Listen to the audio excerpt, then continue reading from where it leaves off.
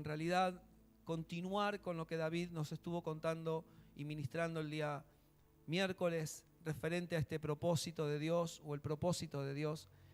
Y como nos estuvo mostrando sobre el pecado y sobre el negocio de Dios, ¿no? Yo me quedé con esas dos palabras claves: el pecado como un agente que nos separó del propósito, pero también el negocio de Dios es destruir ese pecado. De hecho, ya lo destruyó por medio de su Hijo, pero necesitamos la comprensión de los hijos en poder apropiarse de lo que el Señor ya hizo. Decirle que está a tu lado: mira que si estás en la iglesia, estás en los negocios del Padre. No estamos aquí de pasada, no estamos, vi luz y entré a ver qué pasa. No, estamos en los negocios del Padre. Es decir, los negocios de Dios nunca están en bancarrota, ¿sí? Nunca están en deuda. Los negocios del Padre son los negocios del Padre. Cuando uno estudia la palabra negocio, significa no dado al ocio. Decirle que está a tu lado: me parece que te están invitando a trabajar en la obra de Dios. Entonces, si estamos en los negocios del Padre, se espera de nosotros que trabajemos en su obra, que hagamos visible este evangelio, que hagamos expandible lo que el reino de Dios a través de nuestras vidas. El reino de Dios funciona a través de corazones que se han rendido a Él. El reino de Dios no funciona por invocar el reino. El reino de Dios funciona en corazones que se han rendido al gobierno de Dios. El reino de Dios se hace visible por corazones que han sido gobernados por Él. Entonces Dios actúa poderosamente a través de aquellos que le han entregado todo a Él. Si no, preguntémosle a Pablo: Señor, ¿qué quieres que yo haga? Y ahí se levanta Pablo y empieza a ministrar este evangelio de la gracia de Dios. Diga conmigo: participantes. Voy a colaborarles con esto en esta noche. No quiero ser extenso, pero sí preciso. Diga conmigo: participantes. Usted está aquí porque es un participante. Y ahora vamos a ver un poco de esto, ¿sí? Vamos a tratar un poco el tema del evangelio en comienzo. El evangelio vino por medio de Jesucristo para dar a conocer un propósito divino que incluye al ser humano, pero que no está condicionado al ser humano. Diga conmigo: este propósito incluye al ser humano, pero no está condicionado al ser humano. No es lo que tú decidas lo que va a hacer que el propósito avance o se detenga. El propósito tiene su propia meta y su propio poder y su propia fuerza más allá del ser humano. Lo incluye, estamos incluidos, pero no está condicionado a lo que yo decida. Si no, preguntémosles a, ¿cómo es este que se lo tragó la ballena? A Jonás. Muchos han creído que el evangelio vino en respuesta solo a la decadencia del ser humano. Pero, en realidad, el evangelio apareció para dar comienzo o conocimiento del cumplimiento del propósito de Dios en la tierra. El evangelio no apareció por causa de la decadencia. Ay, como nos decía David, Dios no vino como plan B. Dios no vino como plan B, envió a su Hijo como plan B. Ay, ¿por qué estos cabezones que no hacen caso, que se viven equivocando, que fallan, qué sé yo? Le voy a enviar a mi Hijo para... No, eso ya estaba trazado. El Cordero que fue inmolado antes de la fundación del mundo. Antes. Para entenderlo bien, y en primer lugar, decirle al que está a tu lado: necesito que abra tu corazón para entender esto. Jesús no murió por nosotros.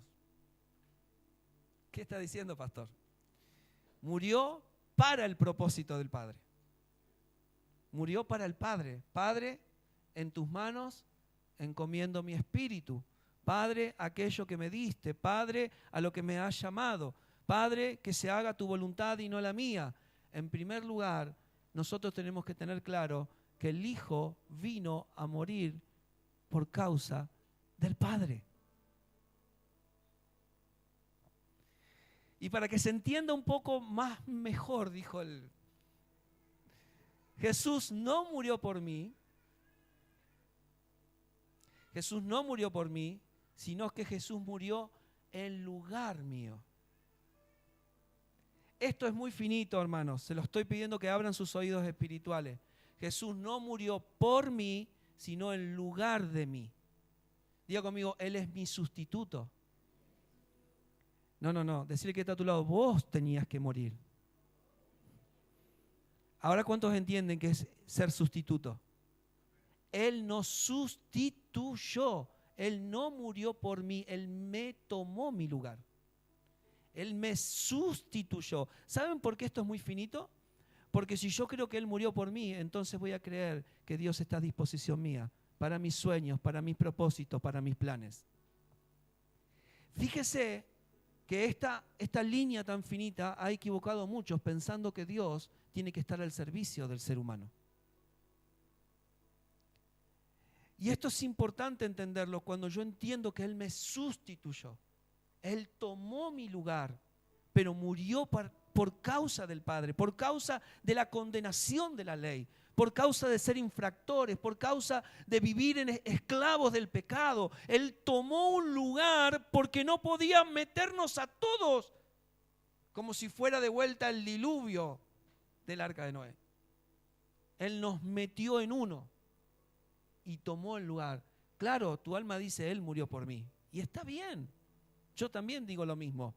Pero para darle coherencia a esto, es importante entender que Él tomó nuestro lugar.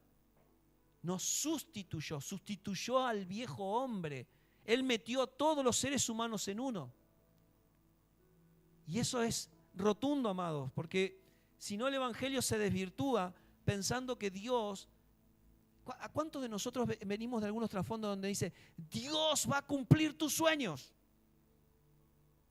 Dios va a cumplir tus sueños.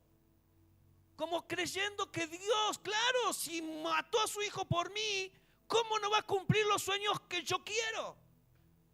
Y ahí es donde el hombre sufre un conflicto.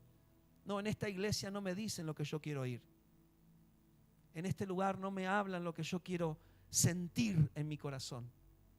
Claro, porque está habiendo un destrono de tu corazón. Se está destronando al viejo hombre de tu corazón y se está poniendo al que te sustituyó. Las Escrituras nos revelan que por medio de este Evangelio el Espíritu Santo nos muestra en Efesios capítulo 1, verso 9. Efesios capítulo 1, verso 9. Amados, es importante entender esto.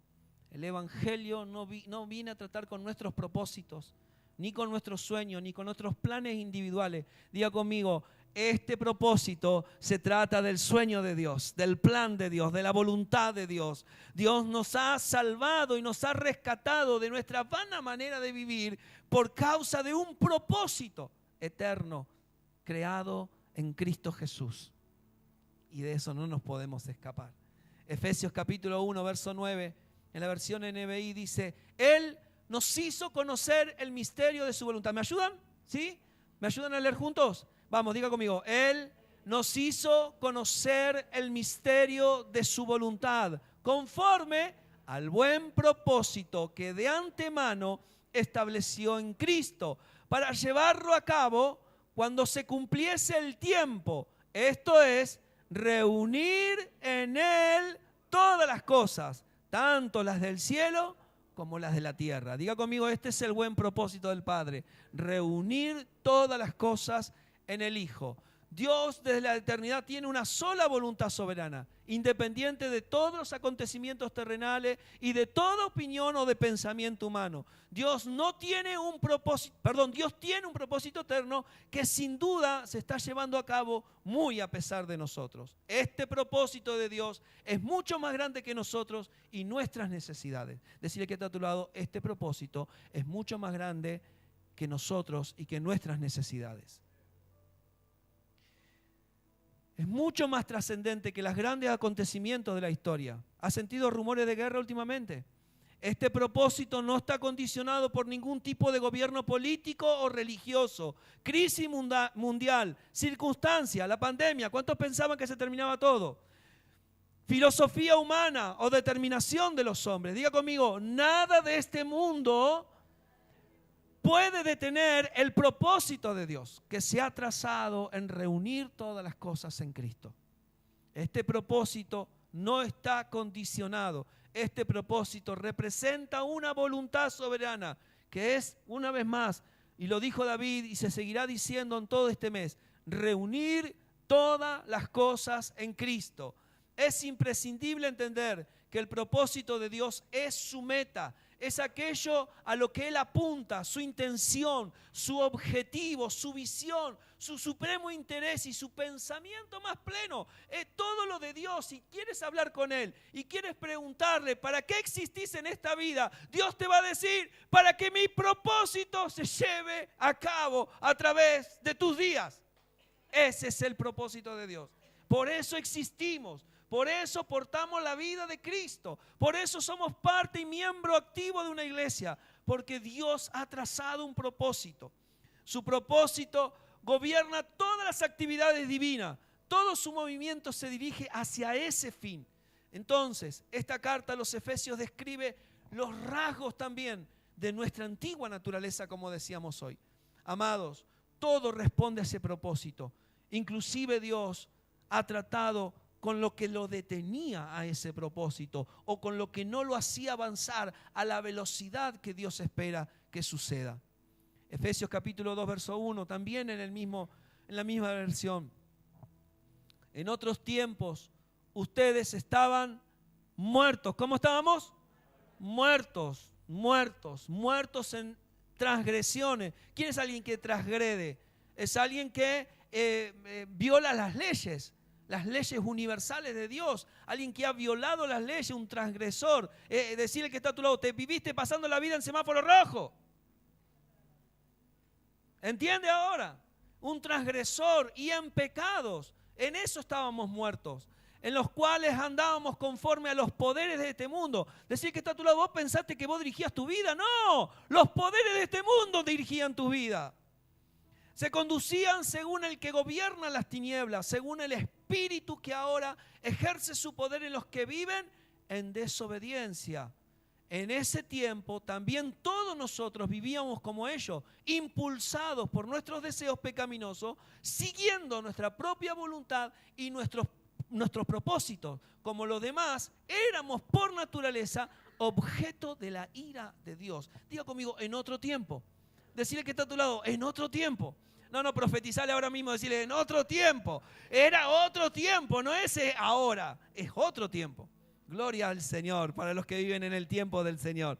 Pablo se remonta al tiempo donde no se había revelado el Evangelio. El Evangelio no se nos había revelado cuando todavía vivíamos en oscuridad, y ilustra con varias expresiones.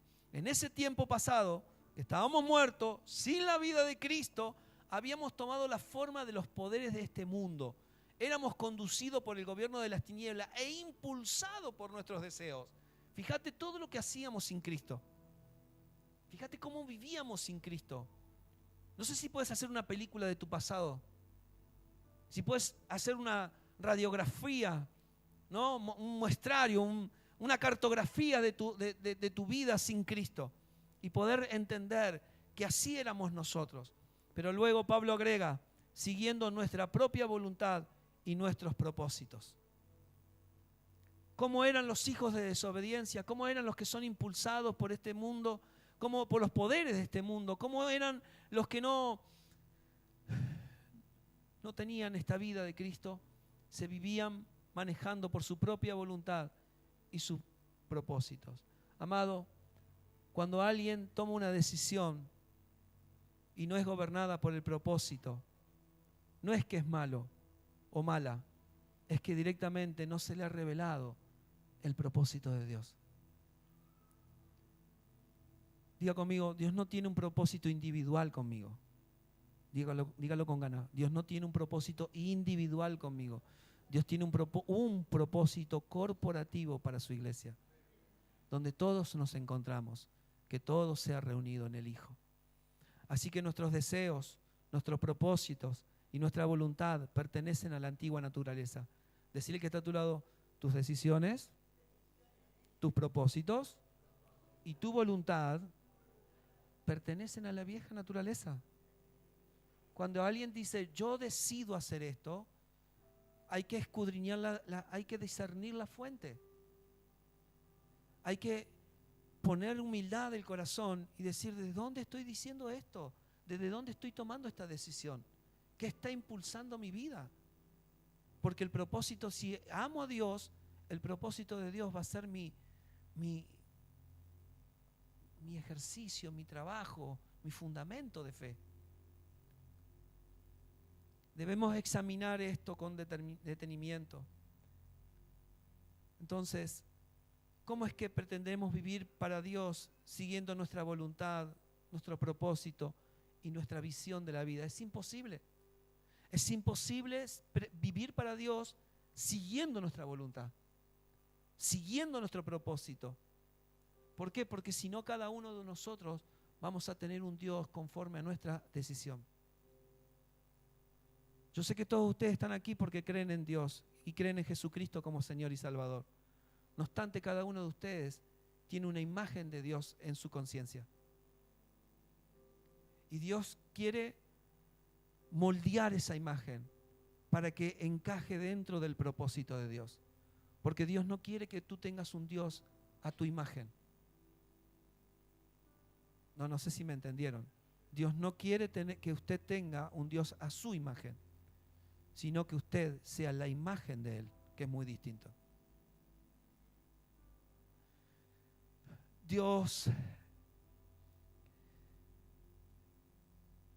es maravilloso como trata este propósito a través de nuestras vidas. Por eso debemos examinar con detenimiento, porque muchas de las crisis de los corazones, en las relaciones, en los hogares, en las finanzas, tienen origen en esta deformación. ¿Qué, pastor? ¿Cuántos de ustedes se han preguntado esto? Creo en Dios, pero igual las cosas no me funcionan. Cuando a alguien se le revela el propósito, hay paz. Hay paz para el avance, hay paz para el progreso, hay paz. Mientras tú quieras torcer la mano de Dios, saben que el último que se va a destronar de tu corazón es el orgullo, y el orgullo es el poder de tu decisión. Cuando ese sea vencido, encontrarás una libertad y un gozo en tu interior para fluir con todo el propósito de Dios. No te estoy diciendo que no tengas obstáculos, te estoy diciendo que esos obstáculos no te van a vencer, ni te van a detener. ¿Alguien puede decir amén a eso? Dios en su infinita sabiduría no solo estableció un propósito, sino que también determinó la forma en que lo iba a llevar a cabo. Y es allí donde estamos todos nosotros, los salvados, los que han sido salvados por su gracia. Dios no eligió a los ángeles como agente de cumplimiento de sus planes. Dios determinó desde la eternidad que ese propósito sería dado a conocer por medio de una iglesia gloriosa, donde las puertas del infierno no pueden prevalecer contra ella. Vamos, diga conmigo, estoy en el mejor lugar, estoy en el lugar del propósito de Dios, estoy en las manos del Señor para que todo lo de Él se lleve a cabo a través de mis días, que lo de Él encuentre velocidad en mis días, que lo de Él no se encuentre detenido o estancado, sino que lo de Él pueda seguir dándose a conocer.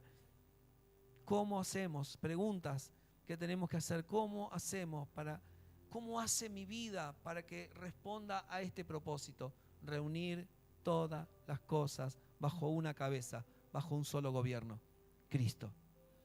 Una iglesia que está más ocupada en cumplir los planes divinos que en sus intereses particulares. Diga conmigo, yo soy de esta iglesia. Yo soy de la iglesia que está más preocupada en cumplir los planes divinos que en cumplir mis propios intereses, amados. Muchas veces Dios se presta por misericordia a nuestras necesidades, pero Él no está al servicio de nuestras necesidades. A veces Él nos abrirá puertas y otras veces las cerrará por causa de su propósito. Y nosotros muchas veces vamos a malinterpretar las cosas que no se abren o las cosas que se cierran, porque pensamos que nuestra decisión, nuestra voluntad está siendo violentada. ¿Cuántos de nosotros no hemos dejado la garganta roja peleando contra el diablo y quizás estamos peleando contra el propósito de Dios?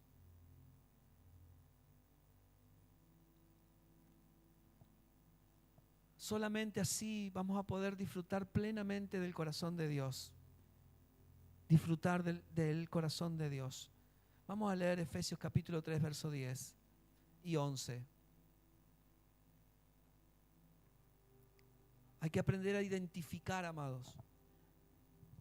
Hay cosas en la vida que nos van a suceder y no tienen que ver contigo. Decirle al que está a tu lado, hay cosas en la vida que te van a pasar, que no es contigo la cosa, es con Cristo que está en ti. Las puertas del Hades no prevalecerán contra la iglesia, y la iglesia es el cuerpo de Cristo. El problema no somos nosotros, el problema es lo que portamos. El problema es la vida gloriosa que está en nosotros. ¿A quién quieren detener? A Cristo. ¿Por qué querían matar a los cristianos y se multiplicaban? Porque nadie puede vencer a Cristo. Cuanto más los mataban, más los perseguían, más se multiplicaban. ¿Por qué? Porque nada puede detener a Cristo. El único que puede detener a Cristo para que siga creciendo en tu interior es tu voluntad. Cuando tu voluntad se rinde a una autoridad mayor, como le pasó a Saulo, perdón. ¿Cuántos años sirviendo a Dios? ¿Cuánto haciendo la voluntad de Dios? Todo lo que Pablo hacía era pasional, o Saulo, conforme a la voluntad de Dios, hasta que realmente tuvo un encuentro con Él. Fíjate que podemos hacer muchas cosas para el Señor sin estar encauzado en su propósito. Cuando alguien verdaderamente tiene un encuentro con el Señor, dice: Señor, ¿qué quieres que yo haga? No le damos muchas vueltas a las cosas. Oh, Señor, si se acomodan mis tiempos. Señor, si me das plata. Señor, si mi esposo me acompaña. Si mi esposa quiere estar conmigo. Su propósito avanza más allá de lo que vos sientas o pienses. Disculpen que sea tan radical,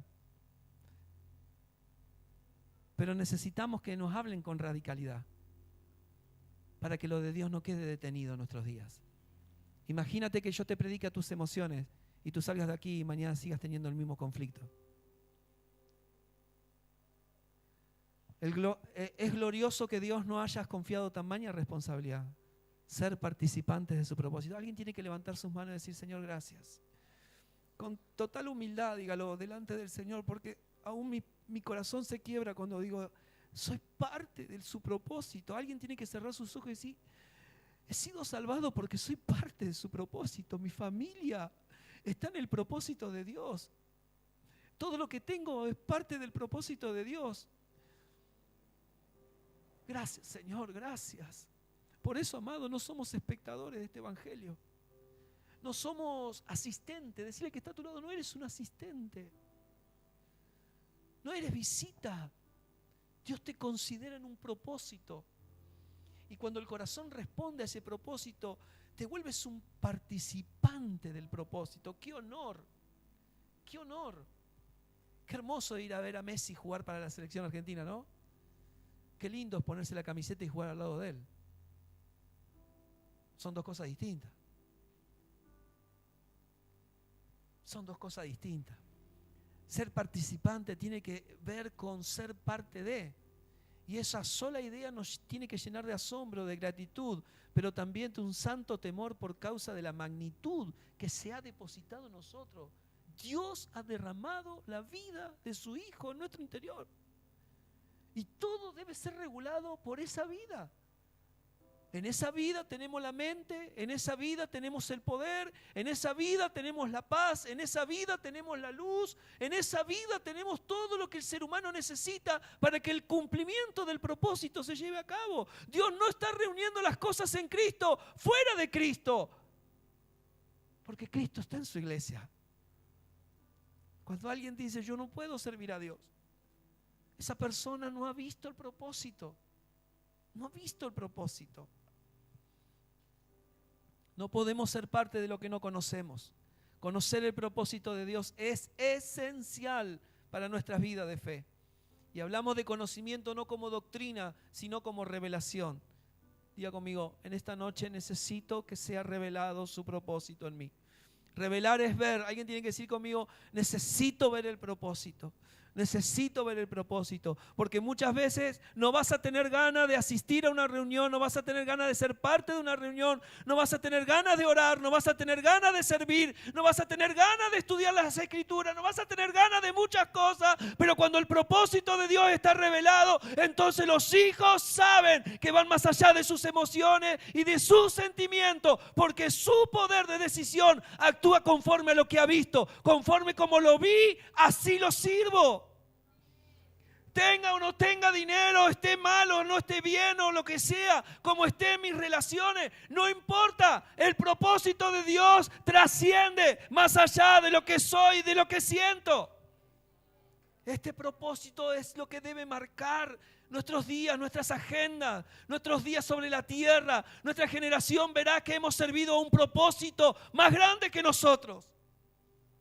Porque mi Dios es más grande que nosotros.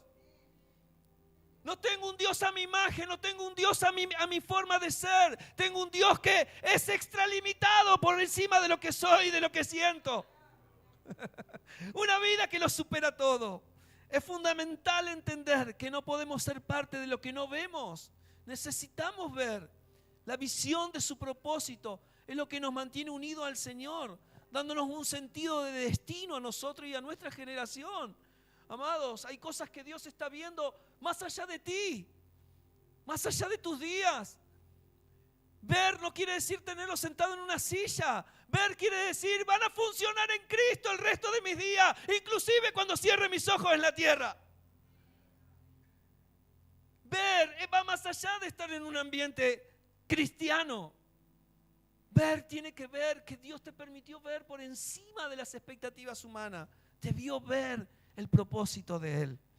Su visión nos libra de toda autovictimización. Sufrimos por una sola causa que tiene un propósito. Decirle que está a tu lado, se te está permitido afligirte. Se te está permitido afligirte, pero por el propósito de Dios. No somos víctimas. No nos autojustificamos nosotros mismos por las cosas que nos pasan o por las cosas que nos acontecen por causa del pecado. Inclusive en nosotros o fuera de nosotros. No nos podemos autovictimizar por las cosas que nos rodean, amado. Cuando alguien tiene claro el propósito de Dios, alguien ha fijado una meta en sus días.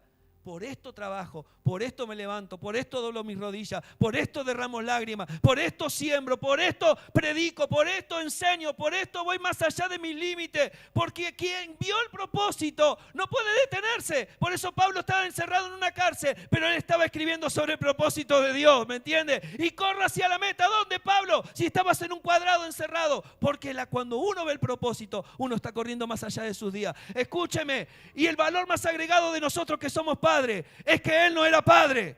Pablo no fue padre nunca, pero él vio una generación que serían hijos. ¿Me entiende? Entiende esto. Cuando uno ve por el Espíritu que somos hijos, pero que también tenemos la capacidad de engendrar como padres, entonces ahí se despierta algo glorioso. Estamos viendo el propósito de Dios más allá de nuestros días. Esto tiene que romper nuestro interior, amados. Esto tiene que romper nuestro interior. Porque no es todo lo que te está pasando a vos. Algunos se autovictimizan y se encierran en esa victimización. ¿Por qué no podemos hacer esto? ¿Por qué no podemos avanzar? ¿Por qué aquello? ¿Por qué lo otro? Esas preguntas que están rondando todo el tiempo el alma y gobernando tu forma de ser es porque no se ha visto. Pero cuando alguien ha visto, entonces eso queda por estrado de los pies de Cristo. Alguien tiene que decir amén a eso. Dios quiere que nosotros construyamos para Él. Toca lo que está a tu lado, decirle, te veo como Bob el constructor en este tiempo. Pero antes de que empecemos a construir, tenemos que tener claro el edificio que vamos a construir. Tenemos que ver el plano, ver el diseño de Dios. ¿Cuál es el diseño de Dios, Padre? Ayúdame a comprenderlo, a verlo. Enséñame a poder vivir para ese diseño. Ver el propósito eterno nos provee una visión que nos va a gobernar el resto de nuestros días. Cuando Moisés vio y entendió el diseño, por fin estuvo calificado para construir. Dios no pone constructores sin primero que vean el plano. Dios pone edificadores en la iglesia, pero primero tengo que haber visto el plano. No estamos solamente danzando en el desierto. Diga conmigo, no estamos danzando en el desierto. estamos construyendo la iglesia de Cristo sobre las generaciones. No estamos de fiesta, aunque podemos estar disfrutando. Estamos construyendo. Escúcheme, esto está en Éxodo 25:40, no hace falta que lo busque. El Señor le dice a Moisés: mira y hazlo conforme al modelo que te ha sido mostrado en el monte. Mira y hazlo conforme al modelo. Mira y hazlo conforme al modelo. El rey David recibió la misma visión en la casa de Dios, por la casa de Dios, antes que su hijo Salomón la construyera. Y sus últimos días, los últimos días de David, estuvo gobernado por la visión de la casa. Todo lo que hacía David era conforme a la casa, pero la casa no la pudo ni siquiera ponerle las bases de él. Esto lo va a hacer tu hijo, le dijo Dios. Alguien tiene que levantar sus manos y decir: hay cosas que en mí las veré, pero las continuarán mis hijos, las continuarán mis nietos. Aleluya. Por eso el propósito de Dios es transgeneracional, amados. Atraviesa todos nuestros días. El apóstol Pablo tuvo que ver la visión celestial del Señor Jesucristo y el cuerpo de Cristo antes que se convirtieran en un sabio perito arquitecto. Amados, él fue cuando cayó ahí a los pies de Jesús y dijo: Señor, ¿qué quieres que yo haga? Desapareció de la vista de todos. Se fue y estuvo 12 o 13 años perdido en Damasco, entendiendo la visión, entendiendo lo que Dios le había mostrado, entendiendo a qué Dios lo había llamado. Él desaparece de escena. Hechos 26:19, el apóstol Pablo dice en Hechos 26:19: por lo cual, oh rey Agripa, no fui rebelde a la visión celestial. Diga conmigo: no voy a ser rebelde a la visión celestial. Y esta palabra rebelde, amados, no es que, bueno, el hermano se puso las bermudas. No tiene que ver con eso. Esta palabra rebelde tiene que ver con apatía, enfriamiento del corazón. Yo no le di la espalda a la visión. Yo no le cerré mi corazón a lo que estaba viendo. Ustedes saben que ustedes pueden abrir y cerrar su corazón a lo que ven. Para Dios no es problema revelar. El problema es que a quien se lo revele, ¿qué va a hacer con lo que ve? ¿Qué voy a hacer con esto? ¿Qué quieres que yo haga? Pablo tuvo la humildad de decir: necesito desaparecer de la vista de todos para poder entender esto y poder venir y traerlo a pesar de que mi vida esté en riesgo, porque él era un perseguidor de la iglesia. Si no tenemos una idea precisa de lo que vamos a edificar, nuestras habilidades, nuestros conocimientos y nuestros dones dados por Dios no servirán de nada o para nada. Todo lo que Dios deposita en la iglesia tiene un fin específico: el propósito de Dios. Que todo sea reunido en Cristo. Que Cristo sea formado en los corazones. Que cada palabra que sale de nuestra boca está sirviendo para edificación. Amados, no hay problema con fluir en los dones, con fluir en las gracias, con fluir en el conocimiento. No hay problema con eso. El problema, Pablo dice, el problema es que se haga decentemente y en orden. El problema es que todo colabore con una edificación. Y el asunto principal es que por favor no se pierda el amor. Firmes en este amor, cimentados en este amor. 3 aspectos de esta participación para ir a disfrutar nuestra cena del Señor en esta noche. Amados, necesitamos entender esto. Número 1, hay un PowerPoint, ¿no? ¿Sí? Número 1, vamos a leerlo todos juntos, ¿sí? Si me ayuda. Participar. ¿Qué es número 1? Participar. Vamos, dígalo conmigo. Es hacer de su propósito nuestro propósito. No es Dios, ayúdame a mí. Es Dios, ¿cómo puedo colaborarte? No, alguien tiene que levantar su mano y decir esto. Señor, no se trata de que solamente tú me ayudes a mí. O ayúdame a ayudarte. Cuando nos relacionamos con Dios en función de nuestros propios intereses, no podemos recibir la visión de Dios ni el interés de Dios. Dios desea revelarnos su intención con el objetivo de sacarnos de nosotros mismos, de la manera que su interés pueda convertirse en nuestro interés. Diga conmigo, ¿qué interés te está gobernando en este tiempo? La palabra interés, usted sabe que, y estos días hablamos con David, del huerto del Edén fue puesto, y el árbol de la vida fue puesto en medio del huerto del Edén. Diga conmigo, en medio. La palabra interés significa esto, lo que está metido al medio y punza. ¿Cuántos de ustedes se van con punzadas en la cabeza cuando escuchan una palabra de verdad de Dios? Porque está luchando contra los intereses nuestros. No es que te están confrontando de afuera, es que una palabra de Dios está confrontando nuestros intereses. Porque Él quiere y Él desea que sus hijos tengan el único interés, aquello que está en el centro de nuestra vida, aquello que comanda nuestro ser. El deseo de Dios es que seamos absorbidos día a día por lo que hay en su corazón. Alguien diga, quiero tomar la forma de su corazón. Los días que vienen, quiero ser gobernado por la forma de su corazón. Si su corazón se revela en mí, Señor, tus intereses estarán garantizados en mis días. Todo lo que hacemos tiene que colaborar para que este propósito de Dios avance. Número 2, ¿por qué participamos en este propósito? Participar es, ¿puede decirlo conmigo? Participar es alimentarse de ese propósito. Todo padre lo que piensa en sus hijos, lo primero que piensa es, ¿qué le voy a dar de comer a esta sabandija? Come como lima nueva. ¿Me entiende? Diga conmigo, papá pensó que este propósito también necesitaba ser alimentado en nosotros. Porque si usted viene una vez y cada tanto, ¿cómo puede alimentarse de aquello? Cada vez que nos reunimos es una mesa. Dios ve esto como una mesa. Dios ve una mesa con sus hijos, donde los hijos les gustan la comida. Las herramientas que Él puede estar usando aquí pueden ser indistintas. Puede estar mi hermano Emma, puede estar el pastor Diego, puede estar el pastor Guille, o cualquiera de las pastoras, o cualquiera de los hermanos puede estar ministrando la palabra. Lo importante es que yo tenga el corazón abierto a recibir alimento de parte de Dios. Un alimento que tiene que ser nutritivo para que yo me vea crecido. ¿Alguien se ha estado viendo crecido en Cristo?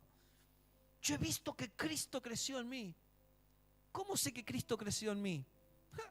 Ya no me afectan tanto las palabras que dicen otros. Decía que cuando Cristo crece en vos, también crece la defensa de Cristo en vos. Hay cosas que ya no te empiezan a afectar, hay cosas que ya no te empiezan a detener, hay cosas que ya no te empiezan a debilitar, porque Cristo está crecido en vos, por causa del alimento. Es alimentarnos de ese propósito. En el comienzo el hombre pierde de vista el propósito de Dios por causa de lo que come. Cambió el árbol de la vida por el conocimiento del bien y del mal. Aquello, diga conmigo, repita conmigo, aquello de lo que nos alimentamos determinará nuestro enfoque y el progreso de nuestra vida. De aquello de lo que nos alimentamos. Decir que a tu lado, sos el resultado de lo que comes, ¿eh? Necesitamos primeramente ver su propósito, luego hacerlo nuestro y así alimentarnos de su propósito. Cuando todo lo que pensamos es en función de nuestras necesidades o nuestros intereses, ese es nuestro alimento diario. Mire, hermano, yo sé que tu alma recibe una crisis de existencia inclusive, de creencia inclusive. Cuando la desplazas de tu conciencia, esa voz que dice, pide. No es fácil cuando uno está en necesidad. No es fácil cuando uno está atravesando un momento crítico en su salud o en una relación interpersonal. No es fácil desplazar esa voz que dice, pide. Pero cuando tú te enfocas en el propósito y empiezas a pedir al propósito o por causa del propósito, Dios se encarga de responder sin que tú le pidas por tu necesidad. Cambia el enfoque. Cambia el enfoque. Porque si no, Dios seguirá siendo pequeño de acuerdo al tamaño de tu necesidad. Mi Dios será solo el Dios de mis necesidades. Y Dios es mucho más grande que nuestras necesidades. recuerda que son solamente temporales y que son pasajeras. Necesitamos ver el propósito y alimentarnos de él. ¿Cuántos dicen amén a esto? Necesitamos verlo más allá de eso. Padre, yo me ocupo de esto. Padre, voy a orar por este propósito. Estoy orando por el cuerpo de Cristo para que siga avanzando. Señor, que a los líderes no les falte nada, que no les falten recursos, que a mis hermanos no les falte nada. Padre, estoy orando por el propósito, estoy orando por la causa, estoy orando por el cuerpo de Cristo. No estoy enfocado en mi necesidad, no estoy enfocado en mi heladera, no estoy enfocado en mi alacena, no estoy enfocado en mi vestimenta, no estoy enfocado en un mejor celular, no estoy afanado por las cosas de este mundo. Estoy enfocado en tu propósito, y por causa de tu propósito, tú te encargas de las coberturas de tu cuerpo, de la provisión de tu cuerpo. Porque cuando alguien cambia el chip y sale de la primera persona y ve al cuerpo de Cristo, entonces dice Dios, este está madurando, esta está madurando, está pensando en el cuerpo, entonces yo me voy a ocupar de lo que al cuerpo le hace falta. Y usted es bendecido por el cuerpo, no porque usted sea privilegiado.